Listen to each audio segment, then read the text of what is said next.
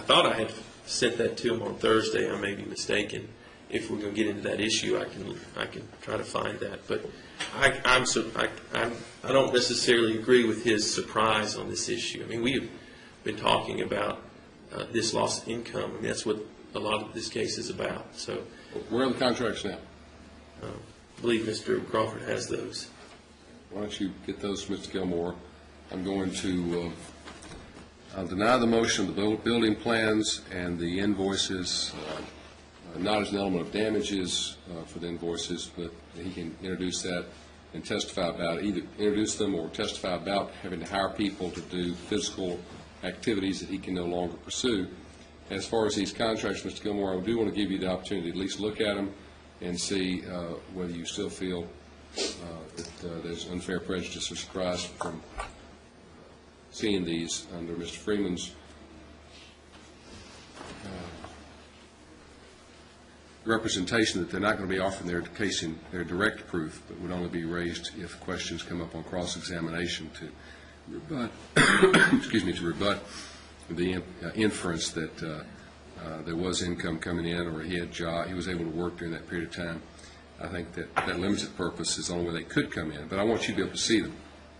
What you're supposed to do with the local rule is 72 hours in advance of trial, not counting weekends, is have preferably a face-to-face conference and make all exhibits available to one another. And what's usually worked out is you're all supposed to say, we'll meet at your place or my place or whatever it is. Whoever has the most exhibits is usually where you're going to meet, and you go over there, they're available to be seen at that time. If you can't, we've obviously let people do it by telephone, or but just faxing somebody a list and saying, here are my exhibits I plan on using, isn't really doing what the rules intended to do. And we're looking at modifying that anyway to maybe change it and make you all have these pretrial conferences, so like what they do in the federal court, where you can't do the phone calls anymore. Because this is a problem that comes up frequently. Somebody calls and says, hey, they're available, but you don't want to drive across town, or didn't do it, and didn't realize until perhaps the weekend that, oh, there are these exhibits I want to see, but now I can't get anybody because it's Sunday afternoon and I've got a trial starting on Monday. But let's let you look at these, and if you feel strongly about them, let me know, and I'll technically reserve ruling on those contracts. But it's denied as to the other aspects. So I am able to use the drawing then in my opening? You can refer to the building plans and the invoices. In fact, he had invoices or hired other people to do work for him in your opening statement. Thank you, Your Honor. Anything else preliminarily we need to take up from the plaintiff? No, Your Honor. Anything from the defendant? Your Honor, the only thing I can think of is that I am going to ask him about going out on his boat after the accident. I'm not sure how that, I don't think that opens the door to the sale of assets necessarily.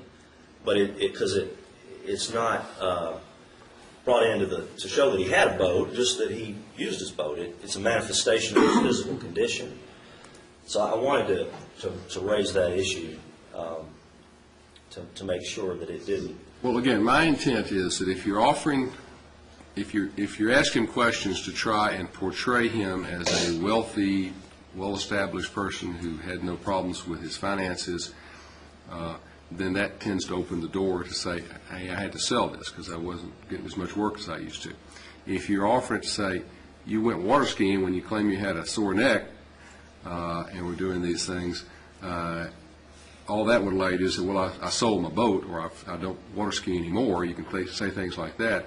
But you can't say I had to sell my boat because I didn't have any money and couldn't do that. So it depends entirely on how you phrase your questions. I understand. I'm not going to limit your cross-examination, but if if you're painting a picture of him being flush with funds during this period of time, and to sort of rebut their argument that they were having some difficulty, that does open the door to say what he was doing. If you're looking at showing, well, you were playing golf, or you were water skiing, or riding around in a boat, and you jounced around a lot, you bounced around a lot on the boat with supposedly with a sore back or sore neck or whatever it is, that does not open the door. I do caution you, Mr. Freeman, if you feel that Mr. Gilmore has done that and you want to go into that area, you need to ask for a bench conference or a jury out and get permission from the court first, okay? I will, Your Honor. Okay. Did you all agree to go with 6, or are we going with 12? 12. Okay. I understand from Special Master Nichols that the estimated trial time is about 2 days. Is that right? That's still? Yes. Okay. We're a little late getting it going now. It's 11-ish by the time we won't be getting into proof till after lunch. Do you still think we'll finish tomorrow, or do we think we're going to be going into Thursday? Well, I think we will get done by tomorrow. The question is, I'm not sure that we'll have enough time for the jury to deliberate. So that may fall into The reason I ask that is just whether you all feel it's appropriate to have an alternate or not have an alternate. I'll waive any need for alternate, Your Your Honor, I agree with Mr. Freeman's estimate, and I'll leave that to the court. I've had a situation where I had a mistrial, and if we had an alternate, wouldn't have had to have a mistrial. But it will be 2 days, and I'll just leave that to the court's discretion. Y'all willing to go with 11 if we lose one? I am, Your Honor. Yes. Okay, very good. We'll just go with 12 then. 1 through 6 in the back row, 7 through 12 in the front row. We'll call up 6 more who will be seated in front. I will ask preliminary questions, then Mr. Freeman, then Mr. Gilmore. There's 1 round of voir dire only, so ask all your questions then. If you have a challenge for cause, it may be made at any time until the first peremptory challenge slips are submitted. Once you've done that, you have waived your challenges for cause. A challenge for cause may be offered against any of the jurors who are up here, the 18 up front, the 12 in the box, or the 6 up front. There'll be a number of jurors in the back who will be listening. I'm going to instruct them not to try to answer any questions, and you don't direct any questions to them. Your peremptory challenges, plaintiff will have 4. We've got an action against, we've got 2 defendants' names, so you will have 8. Mr. Gilmore. And peremptory challenges may be utilized only for the 12 in the jury box, not for the 6 in front. So do not use a peremptory against any of the 6 in front. If you do, I'll just probably write NA or ignore it. On your challenge slips, please write down the first and last name. Sometimes we have duplicate Millers and Smiths and whatever. If both of you challenge the same juror, both of you get a strike. You may backstrike. Once we have a challenge, I will fill the vacancy in the jury box with a random selection from the 6 up front. Then I'll ask for your slips again. And we'll just go back and forth. No further questions, just be asking for your slips back and forth. By the way, your challenges for cause, if you do have one, are made orally. Just stand up, do it tactfully and politely, but it's not a sidebar. You do it out loud. So, you may address the jury, the witnesses, or the court from counsel table, the podium, or the litigation well. Just remember to keep your voice up. Be aware, if you get over to the side, your left-hand side of that podium, you may block the camera view of the witness, so I may be giving you a hand signal to move you around if you're blocking the view of the witness.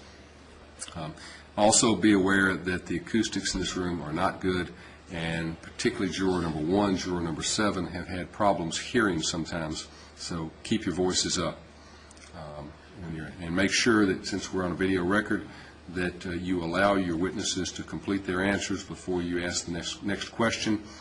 Instruct your witnesses not to talk over a lawyer either. We need to have that little distinct break between questions and answers to have a good, clear record on this. If you want to use the document camera, let me know in advance. It takes about 45 seconds or so, as you saw, to warm up. If you forget about it and decide you want to use it, that's fine. Just realize you're going to have that little warm-up time before it starts up.